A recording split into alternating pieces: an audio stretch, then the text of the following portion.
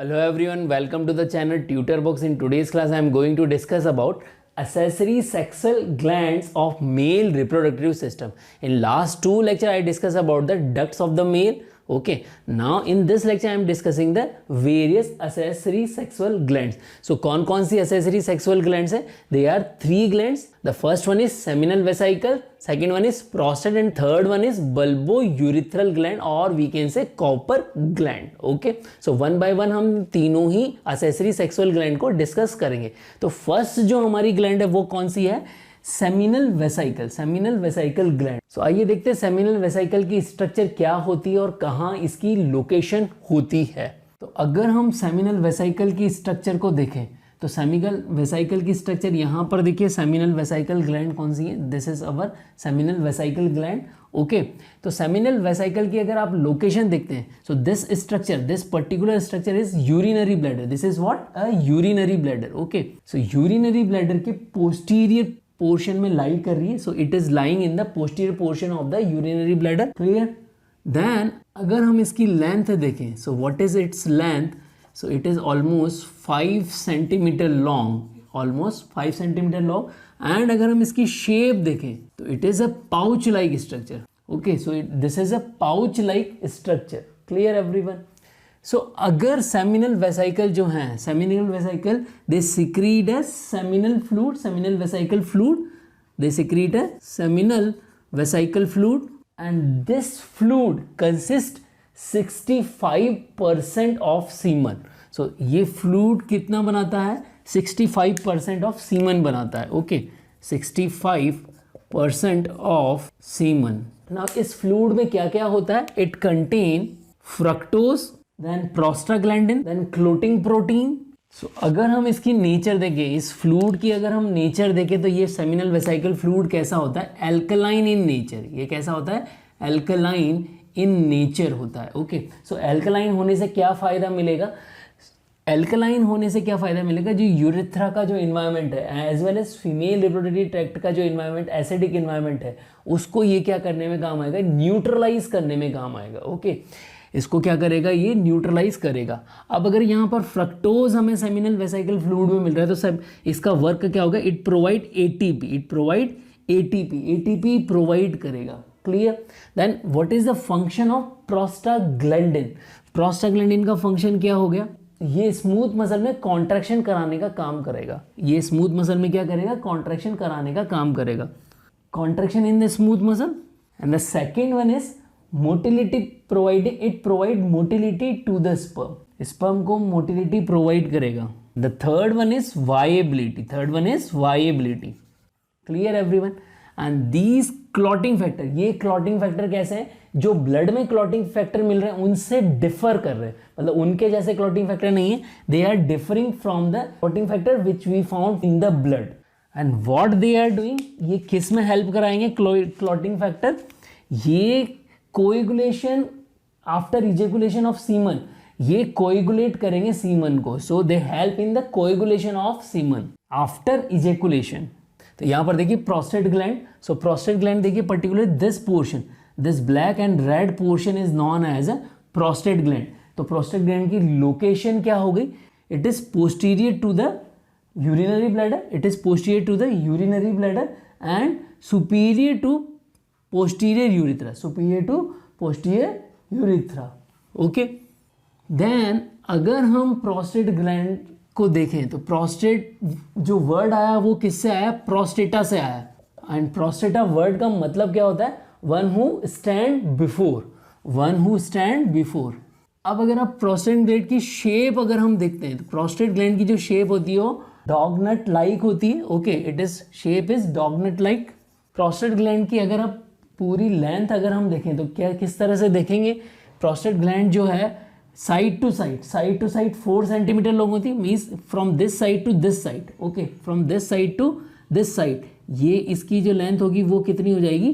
4 centimetre हो जाएगी. Okay, and अगर हम टॉप टू बॉटम देखें तो ये 3 सेंटीमीटर लॉन्ग होगी. और फ्रंट टू बैक साइड देखें तो 2 सेंटीमीटर लॉन्ग होगी. साइड टू साइड 4 सेंटीमीटर हो गया, टॉप टू बॉटम 3 सेंटीमीटर हो गया and front to back 2 centimetre long हो गया। ओके, अब अगर हम प्रोस्टेट को देखें तो देखिए प्रोस्टेट क्या होता है, from childhood age to the age of the 30 year, 30 year की एज तक प्रोस्टेट की साइज इंक्रीज होती है, बट 30 ईयर से लेकर 45 ईयर तक की एज में प्रोस्टेट की जो साइज होती है वो एकदम स्टेबल रहती है। बट 45 ईयर से अबव जब होता है कोई भी पर्सन, मेल जिसकी हम बात कर रहे हैं, तो 45 ईयर से अबव मेल के अंदर प्रोस्टेट की साइज कुछ मेल के अंदर इंक्रीज होने के चांसेस रहते हैं। तो इसीलिए आप लोगों ने देखा होगा कि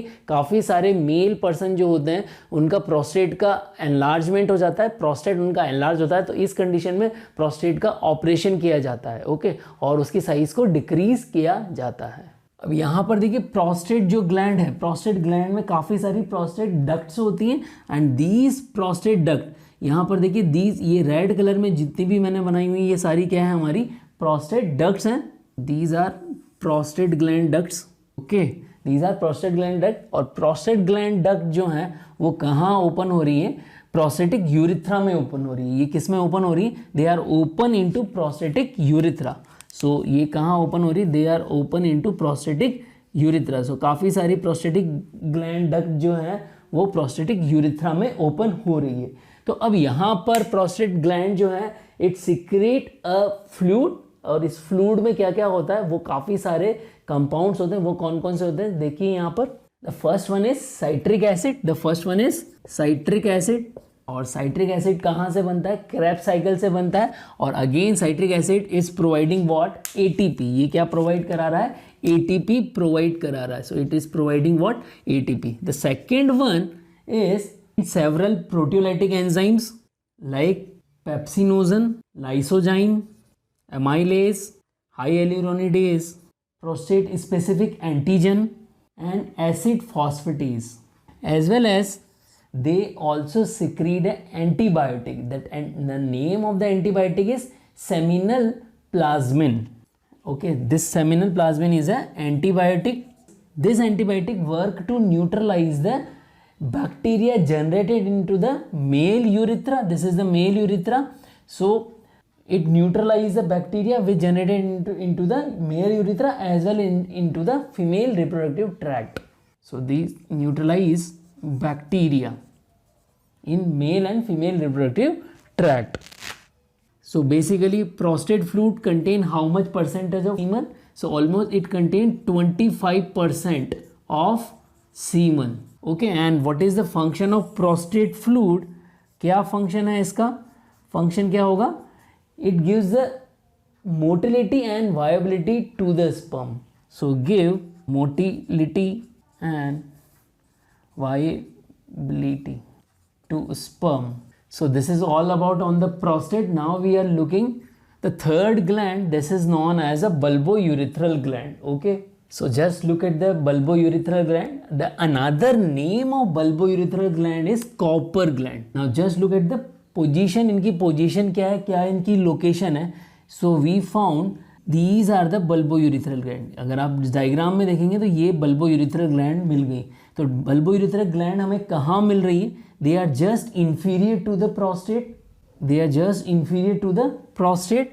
So location अगर आप देखते हैं, location कहाँ मिल रही है हमें, inferior to the prostate gland and on either side of membranous urethra. So दोनों ही साइड में membranous urethra है, this is membranous urethra, और उसकी दोनों ही साइड में हमें क्या मिल रही है, bulbourethral gland मिल रही है। तो bulbourethral gland हमें किस में मिल रही है, paired form में मिल रही है, we found in paired form. Okay, and either side of membranous urethra and also found into the deep muscles of perineum. किस में मिल रही है, deep muscle of the perineum में मिल रही है। बल्बोयूरिथ्रल ग्लैंड का अगर हम शेप देखेंगे, इसका शेप अगर आप देखेंगे तो इसका शेप कैसा, पी शेप है। Okay, the shape is P shape and the fluid they secrete, they are also secreting a fluid by their duct. So these are the bulbourethral duct. So these are what, bulbourethral duct. So these are basically bulbourethral duct. और bulbourethral duct कहाँ open हो रही है, they open into spongy urethra. They open into spongy urethra के अंदर ये open हो रही है। तो यहाँ पर जो फ्लूइड सिक्रीट कर रही है कैसा होता है, एल्कलाइन होता है। इसके एल्कलाइन होने का क्या फ़ायदा है, जो भी स्पर्म है वो एसिडिक इन्वायरमेंट से डैमेज नहीं होंगे। यूरिन की वजह से, यूरिन एसिडिक होता है तो यूरिन की वजह से एसिडिक इन्वायरमेंट होगा, तो जब स्पर्म यहाँ पर सेक्सुअल अराउजल के टाइम पर रिलीज होंगे, इजैकुलेशन के टाइम पर जब रिलीज होंगे, तो उसमें जो सीमन के अंदर बल्बो यूरिथ्रल ग्लैंड का जो फ्लूइड आएगा वो एल्कलाइन होगा, तो वो उसको क्या कर देगा, न्यूट्रलाइज कर देगा। Clear. And this bulbo urethral gland also secrete mucus, ये म्यूकस सिक्रीट करती है, जिससे कि क्या होता है, जो यूरिथ्रा है उसका क्या हो जाएगा, लुब्रिकेशन हो जाएगा। ओके, लुब्रिकेशन होने का क्या फ़ायदा है, लुब्रिकेशन होने से क्या होगा, जो स्पर्म होंगे वो डैमेज नहीं होंगे। सो स्पर्म जो हैं वो डैमेज नहीं होंगे। ओके, क्योंकि यूरिथ्रा क्या हो गया, लुब्रिकेट हो गया। क्लियर। तो ये लुब्रिकेशन कहाँ पर कर रहा है, यूरिथ्रा में, और पेनिस की जो लाइनिंग है उसको क्या कर रहा है, लुब्रिकेट कर रहा है। तो यहाँ पर हम लोगों ने 3 ग्लैंड पढ़ी। सेमिनल वेसाइकल जो है, सेमिनिकल वेसाइकल कैसी ग्लैंड है, पेयर्ड ग्लैंड है। ये कैसी है, पेयर्ड ग्लैंड है। Okay, then the second one जो हमने पढ़ी वो प्रोस्टेट पढ़ी, और प्रोस्टेट कैसी है, एक सिंगल ग्लैंड है। ओके, एंड हमने बल्बो यूरिथ्रल ग्लैंड पढ़ी, बल्बो यूरिथ्रल ग्लैंड भी कैसी है, पेयर्ड ग्लैंड। और यहाँ पर याद रखिए कि जो प्रोस्टेट ग्लैंड का जो फ्लूइड होता है वो स्लाइटली मिल्की होता है और उसका पीएच 6.5 होता है। उसका पीएच कितना होता है, 6.5 होता है। सो आई होप यहाँ पर आपको जो भी असेसरी ग्लैंड्स ऑफ मेल के बारे में मैंने बताया आप लोगों को समझ में आया होगा। यहाँ पर इन तीनों ही ग्लैंड से रिलेटेड कुछ क्वेश्चन एमसीक्यू मैंने आप लोगों को शेयर किए हुए हैं। इन क्वेश्चंस के आंसर आप कमेंट बॉक्स में लिखें, और अगर आप लोगों को लगता है कि ये लेक्चर यूज़फुल है तो इस लेक्चर को ज़्यादा से ज़्यादा बच्चों तक शेयर करें, और हाँ, चैनल को सब्सक्राइब करना भी ना भूलें। जय भारत, जय हिंद।